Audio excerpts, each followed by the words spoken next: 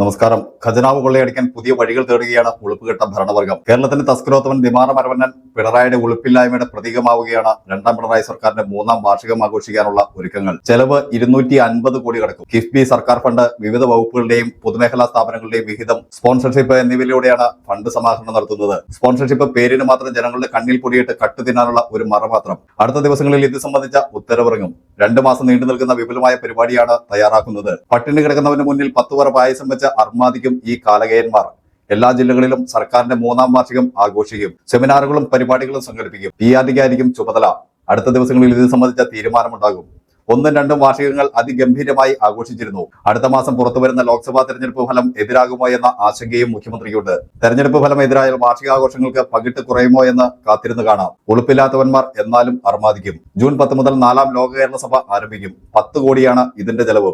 ഇതിനു പിന്നാലെയാണ് ശമ്പളത്തേക്കാൾ കൂടുതൽ യാത്രപ്പണി കൈപ്പറ്റി ഗവർണർ ആരിഫ് മുഹമ്മദ് ഖാൻ ധൂർത്തപുത്രനാകുന്നത്. ഗവർണർക്ക് യാത്രപ്പണിയായി 2023-24 45 ലക്ഷത്തിലധികം രൂപ നൽകിയെന്ന് ധനവകുപ്പ് ഏപ്രിൽ 29 ഇറക്കിയ ഉത്തരവ് വ്യക്തമാക്കുന്നുണ്ട്. 2023 ഏപ്രിൽ മുതൽ 2024 മാർച്ച് വരെ ആരിഫ് മുഹമ്മദ് ഖാൻ യാത്രപ്പടിയായി കൈപ്പറ്റിയത് 45,71,814 രൂപയാണ്. 42 ലക്ഷം രൂപയാണ് ഗവർണറുടെ വാർഷിക ശമ്പളം. ശമ്പളത്തെക്കാൾ കൂടുതൽ യാത്രപ്പടി ഗവർണർ കൈപ്പറ്റിയെന്ന് വ്യക്തം. മാസത്തിന്റെ പകുതിയിൽ താഴെ ദിവസങ്ങളിലെ ഗവർണർ രാജ്ഭവനിൽ തങ്ങുന്നുള്ളൂ.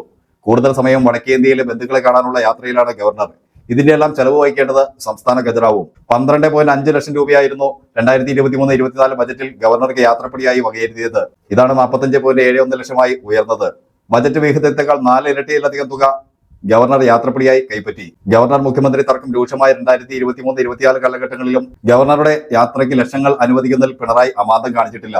ഗംഭീരമായിരുന്നു നാടകങ്ങൾ. 2019 സെപ്റ്റംബർ 6-നാണ് ആരിഫ് ഖാൻ കേരളത്തിന്റെ ഗവർണറായി ചുമതലയേൽക്കുന്നത്. ഈ വർഷം സെപ്റ്റംബറിൽ അദ്ദേഹത്തിന് കാലാവധി കഴിയും.